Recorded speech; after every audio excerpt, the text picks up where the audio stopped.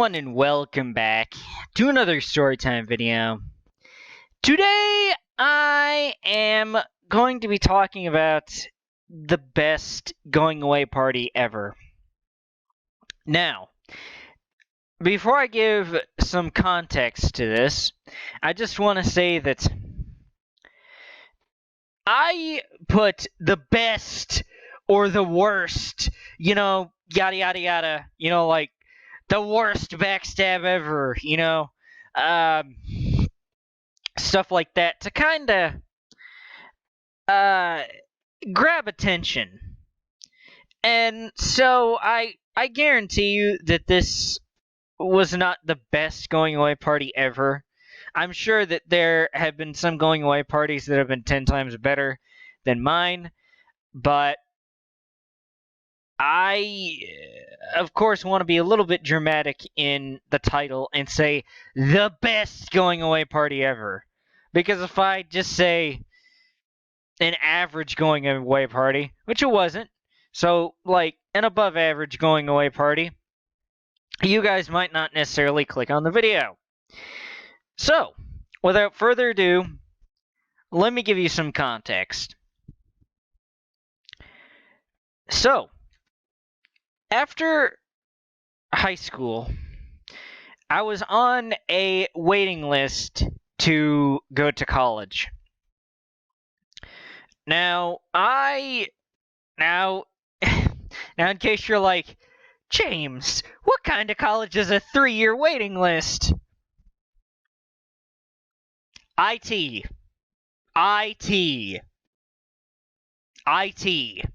So as you know, I'm going to school for IT management. But yes, I actually applied there to go to school, and I'll give more context about this in another storytime video, but basically I was waiting to go to school for a little over 3 years. And part of that time I was still in high school, so I didn't have to wait 3 years to be able to go to college after high school. But regardless, in the 2.5 years that I spent in between high school and college, I was working at this factory. And if I say the name of it, people instantly know it. It's like the local Mexican restaurant job.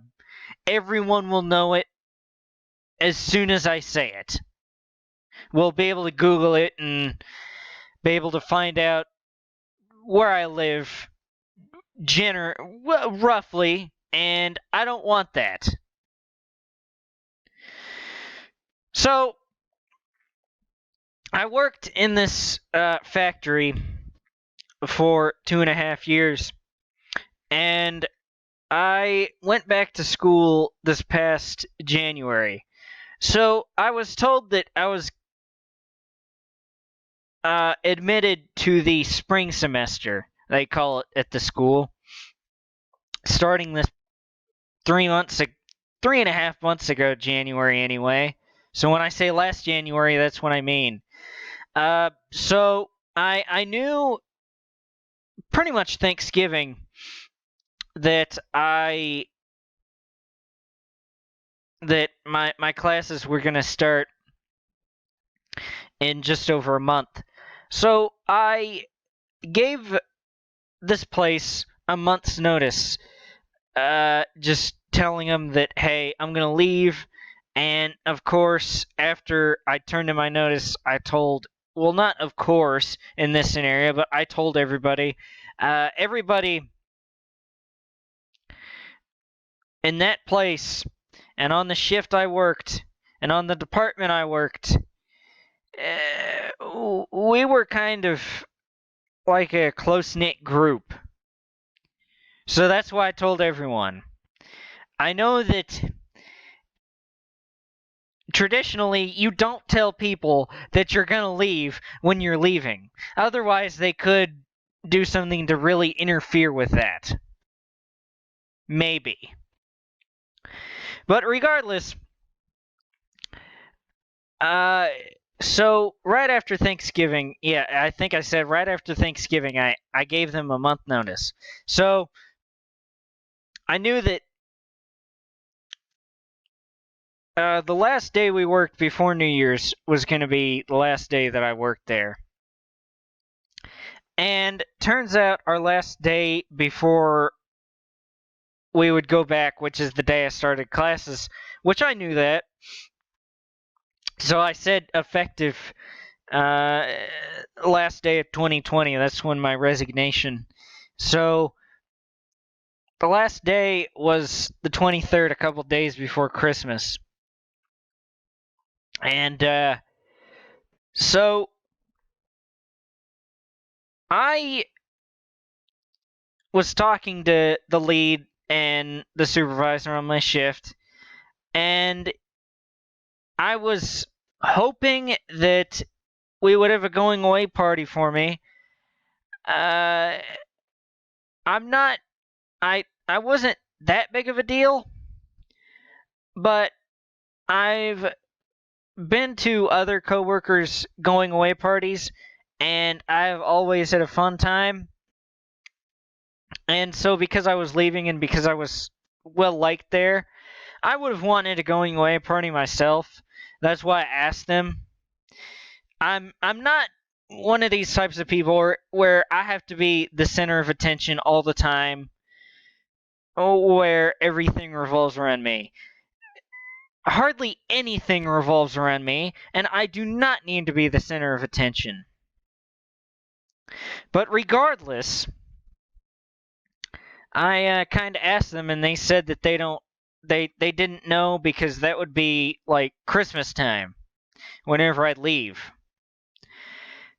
We didn't quite know when the last day would be before Christmas shut down.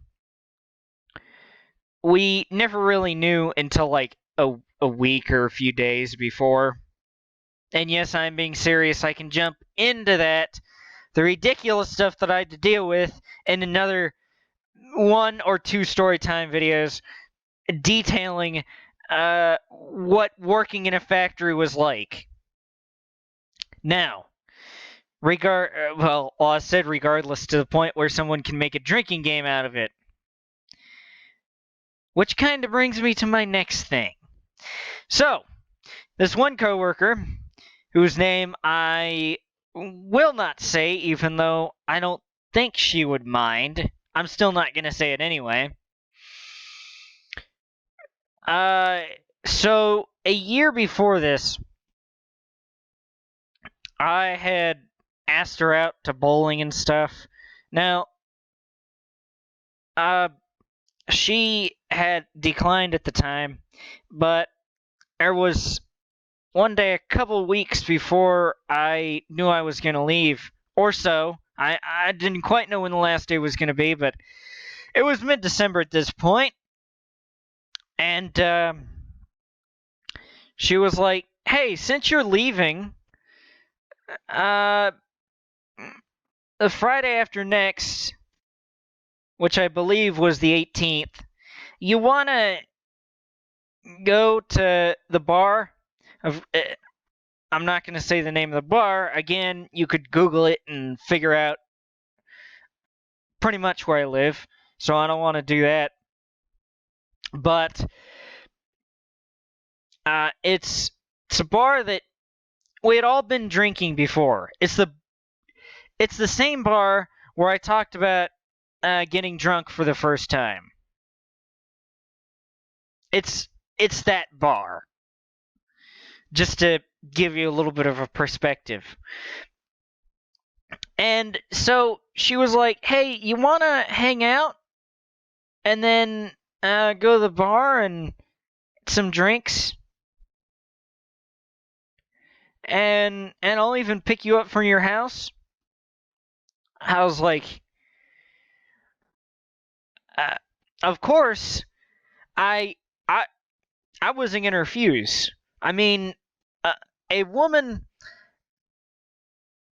that I found attractive asking me to go out for drinks without me doing anything first, I was like, of course I'm not going to say no. Of course not. Especially if it's just to hang out. It kind of sounded like a little bit of a date thing. Now, I didn't really tell anybody on the shift because I didn't really want anyone to know. Because I thought that it was like a little date. And I think that,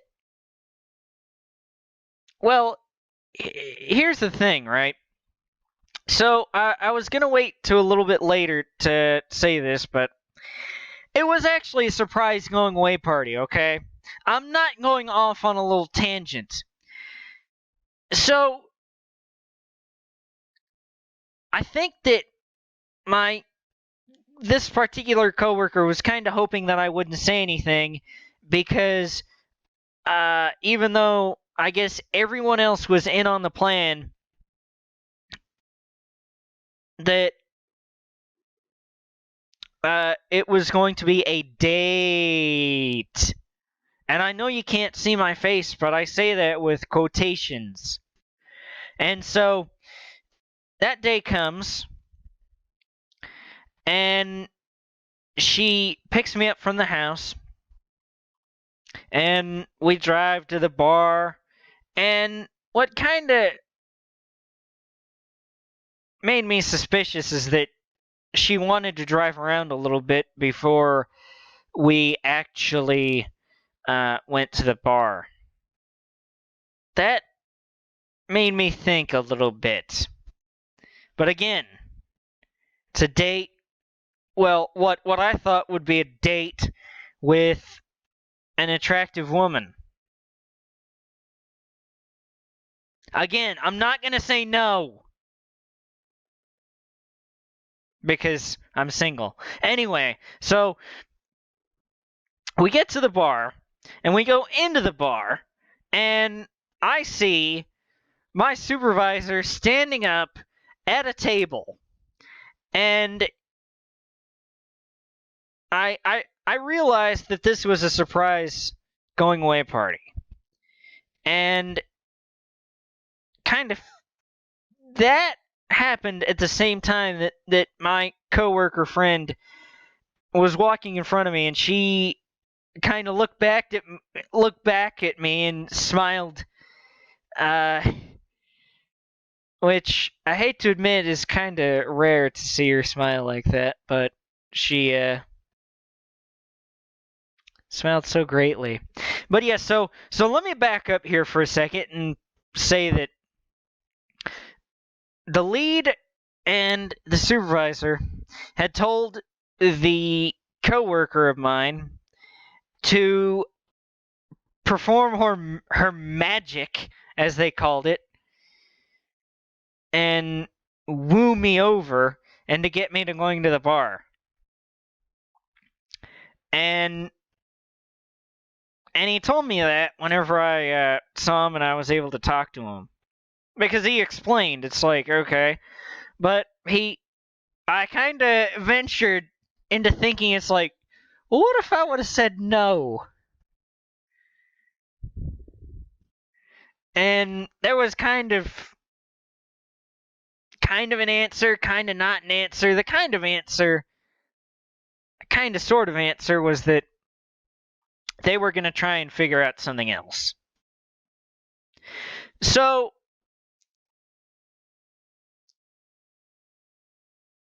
I did get drunk,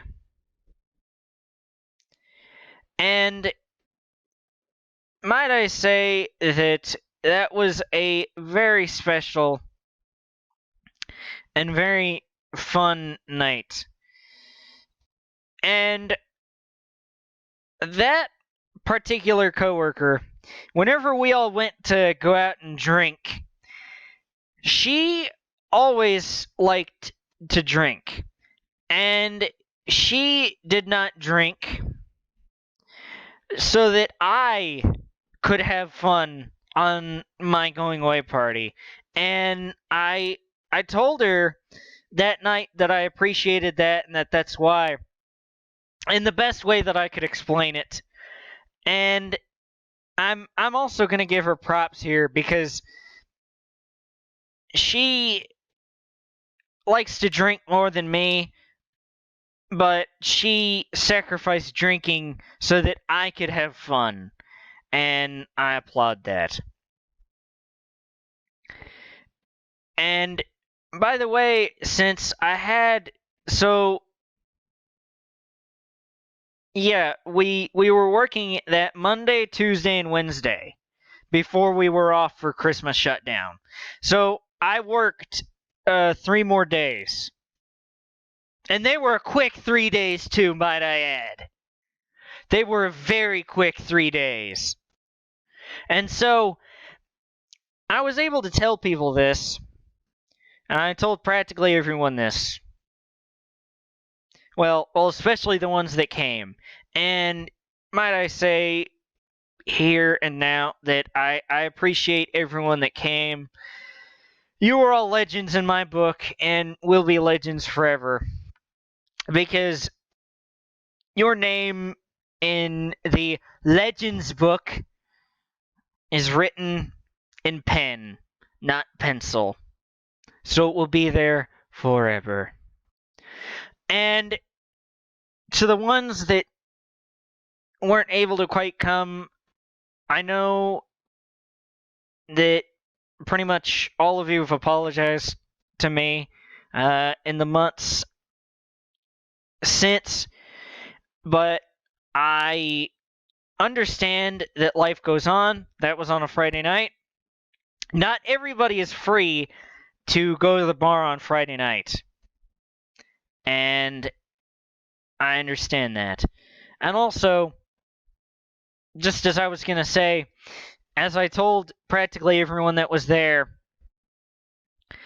that night will always have a special place in my heart.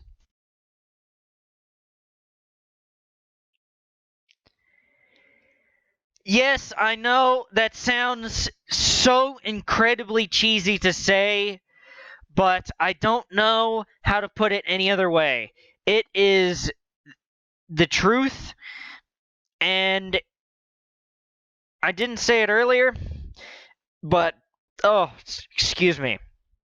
But the fact that it was a surprise going away party as opposed to an actual date actually made it 10 times better, as when we got there, my coworker friend apologized for leading me on. But I was not upset in the slightest. But yes, so